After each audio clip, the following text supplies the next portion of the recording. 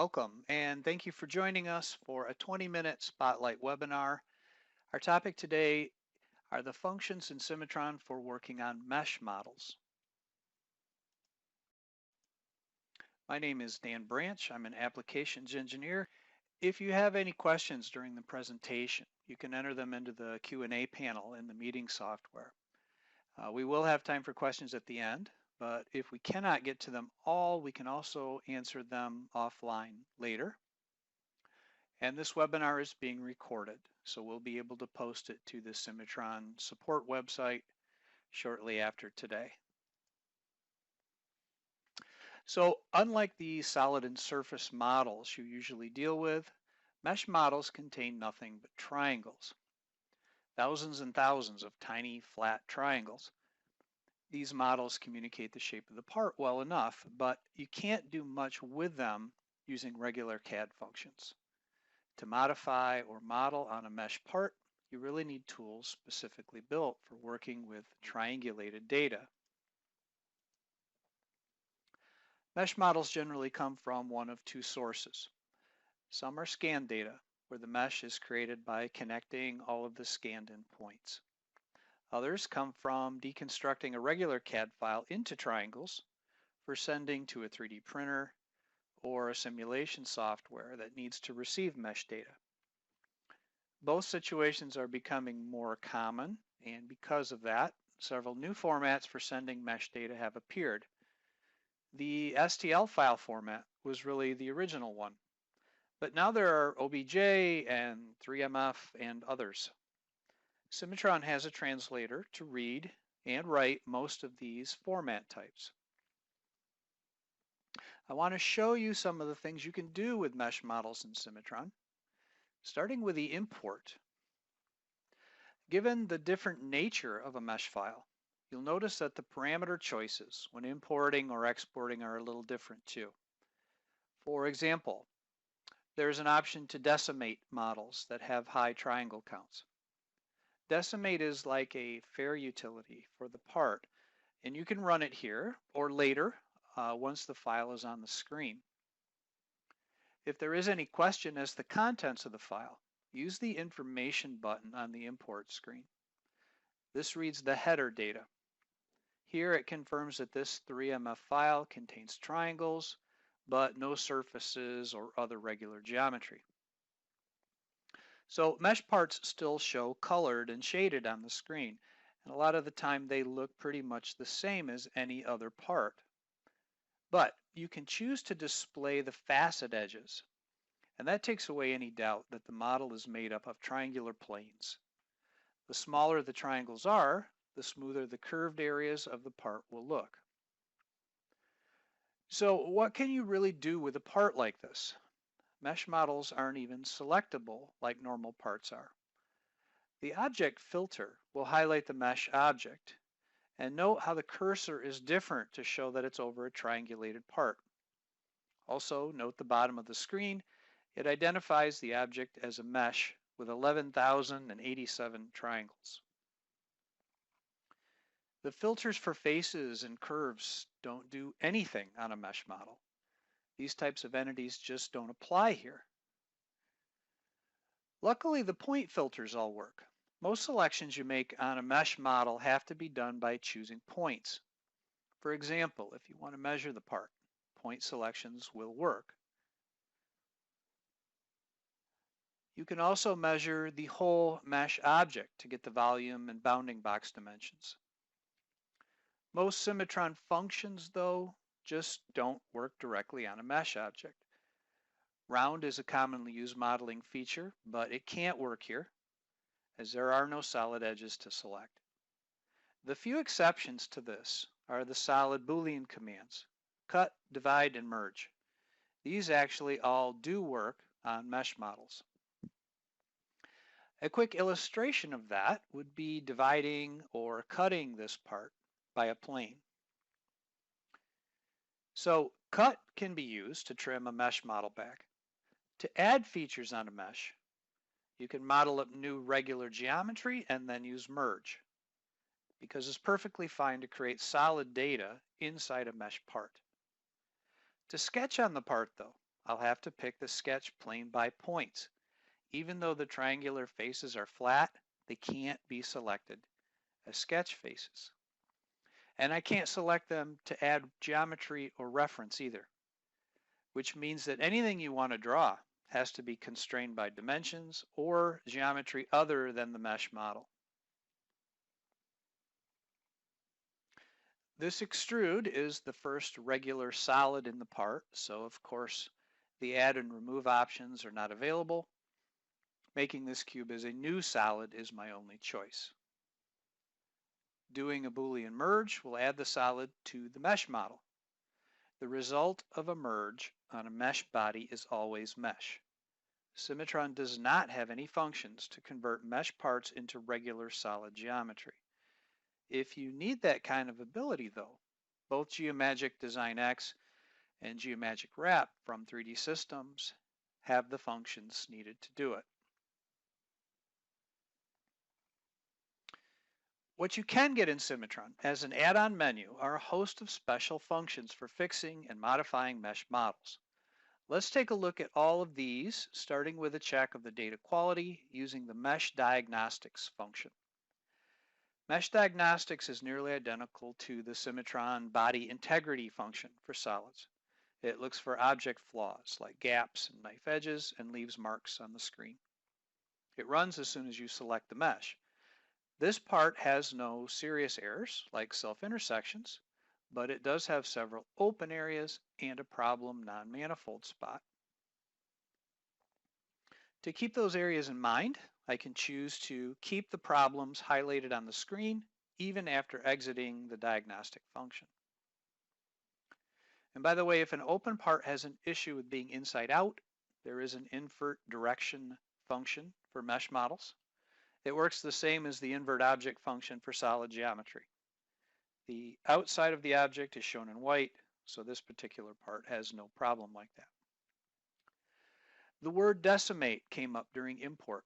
Decimate on a mesh model is much the same as running a fair operation on a solid part. It's not something that you have to use, but it can simplify the data based on a tolerance you provide. And there's also a local decimate, just for working on problem areas. A spot I can try this out on is the bottom of the part. The merge function left some pretty hard lines here, and decimate might be useful to make this area look better. Note there's a tolerance that I'm giving it to work with. And note too that all of the pick modes, like brush and lasso, will work on mesh models. Decimate does a nice job. It's not really rebuilding any of the triangles, it just makes them better aligned with each other. To deal with the open areas in the mesh, there's a close entire mesh function, and that's the one to start with. This is a very automatic tool and will just seal up most small openings that the mesh may have. Any area that this function does not fix is probably one you should take a closer look at. And the way to check how well the mesh closed is to just rerun the diagnostic again. There is a function for removing the old analysis marks off the screen too. So the automatic close worked well. This part no longer has any open areas. Only a few smaller warnings remain. Being able to fix specific facet problems is what the remaining mending functions are for.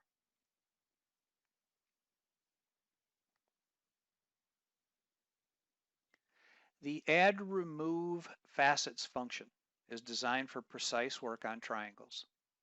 In order to fix the next problem area, my plan is just to remove the few facets that are overlapping. Now removing is as simple as deleting the triangles you don't want. Add works just as easily too. You just pick the edges or points that you want to make new triangles from.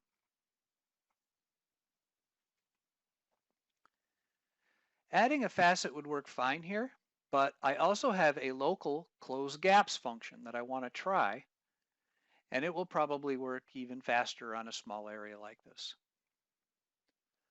Close gaps has several sub-options, depending on the situation. It also has some controls to vary the quality of the result, but on a flat area like this one, they don't have much to do.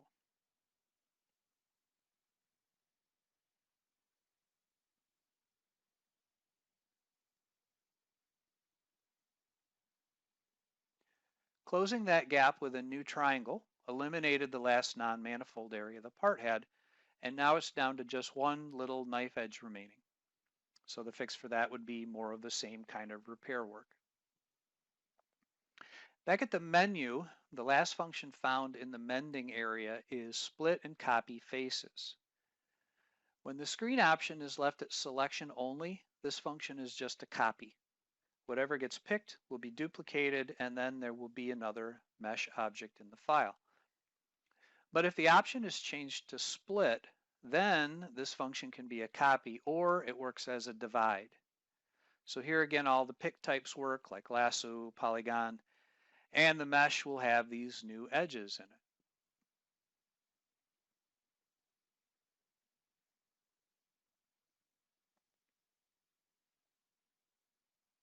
One of the reasons you might want to split the mesh is when using mesh offset.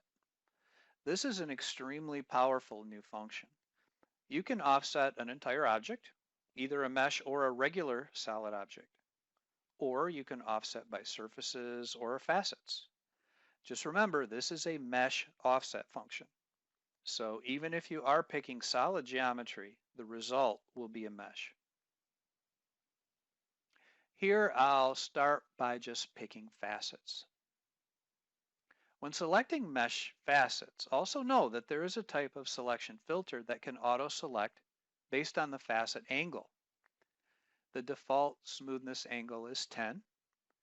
In this example, that will only go so far around the feature I want to offset. But if the angle is opened up to 20, then one auto select is able to flow all the way around.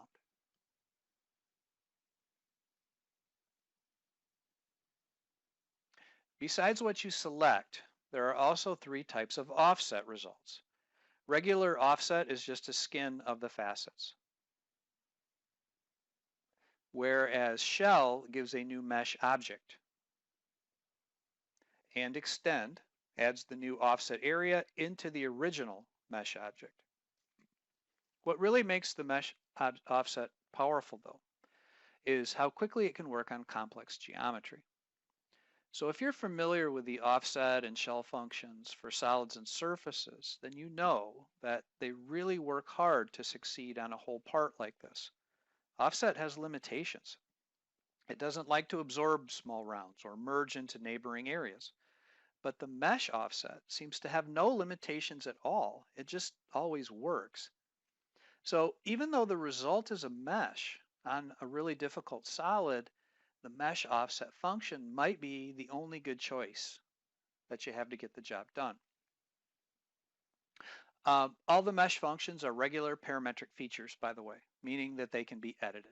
So it's worth pointing that out because in earlier versions they couldn't be edited. Besides offset, the lower mesh menu has quite a few other things, but some have obvious uses.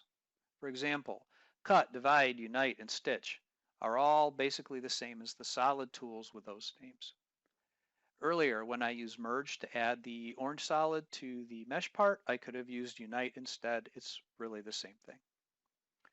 Then there's copy to mesh. That's a conversion function.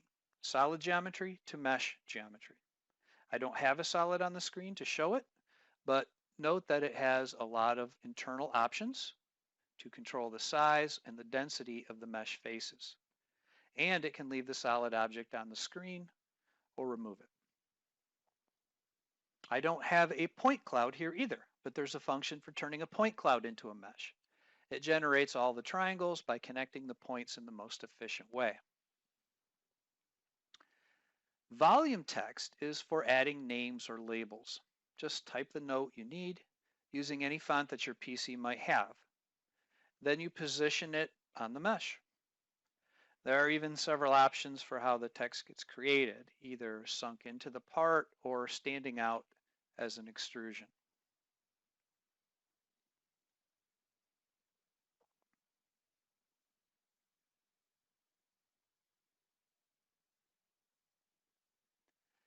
Now I want to show two functions that can globally modify a mesh model. This part doesn't really need either of them, but it'll work to show what they do. Remesh is for completely building a new mesh. It doesn't change the part shape, just the parameters of the triangles that describe it. Like in the copy to mesh function, you have complete freedom to specify the new triangle sizing and tolerances that will now represent the part. So depending on whether the original mesh came from a scan or some other means, the remesh result might look very different. But the function parameters make sure that it maintains the accuracy and smoothness of the original model. Smooth mesh is a little different. It also has some parameters and a level of smoothing that can be set from none to high. But even at a low setting, there won't be any sharp edges left on the model at all. Everything gets morphed and softened. And this function was really made for blending large, smooth areas on scanned parts that might be incomplete or have bad points in them. So it averages out all the noise and it makes for a better model. The last mesh tool to discuss is volumetric drive.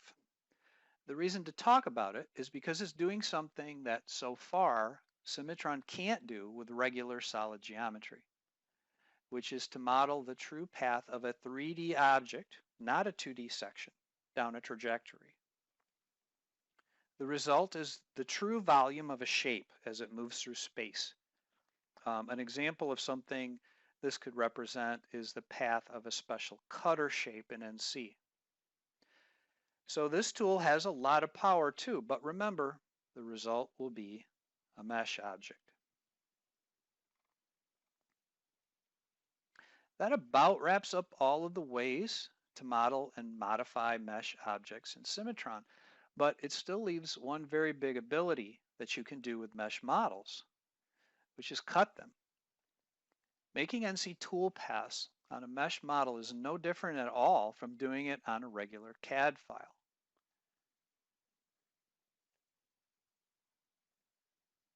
Toolpath definition is the same. Both part and stock use the mesh like it would any other geometry.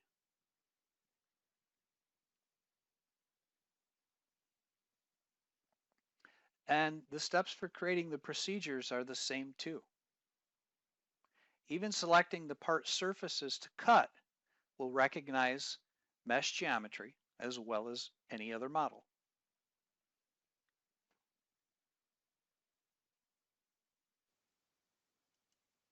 So that's our presentation for today.